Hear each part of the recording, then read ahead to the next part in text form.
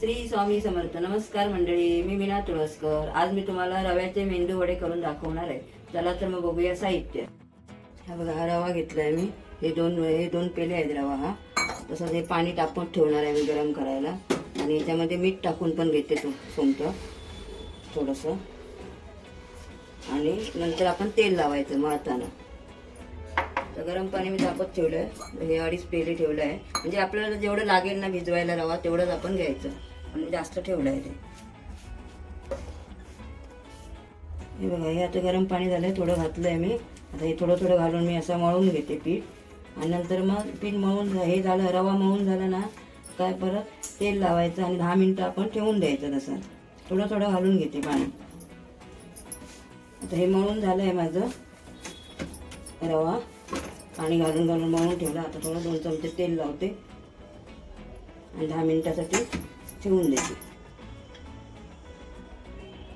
हे बघा, हे पीठ असं चांगलं मळून झालं आहे व्यवस्थित. आता ह्याचे मी करायला घेते. तेल तापत ठेवलेलं आहे आणि करून घेते. हे बघा, हे आता तेल तापलं आहे. मी आता हे घालते. असे एक घालते.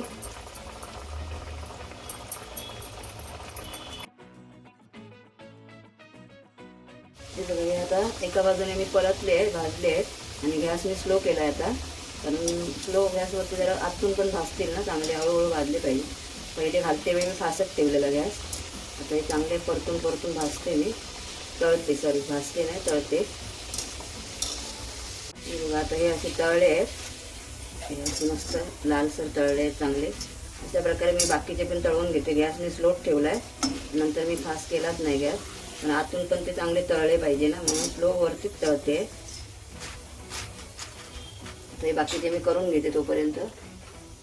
हे बघा, अशा प्रकारे माझे सगळे तळून झाले आहेत. आता तेल पण भरपूर टाकलं तर स्लो करते. जर रेसिपी आवडली असेल तर लाईक करा, शेअर करा आणि सबस्क्राईब करा, कमेंट करा. खूप खूप धन्यवाद. नक्की करून बघा. असं काही नाही, साधी सोपी आहे एकदम. चटणी पण मी केली आहे.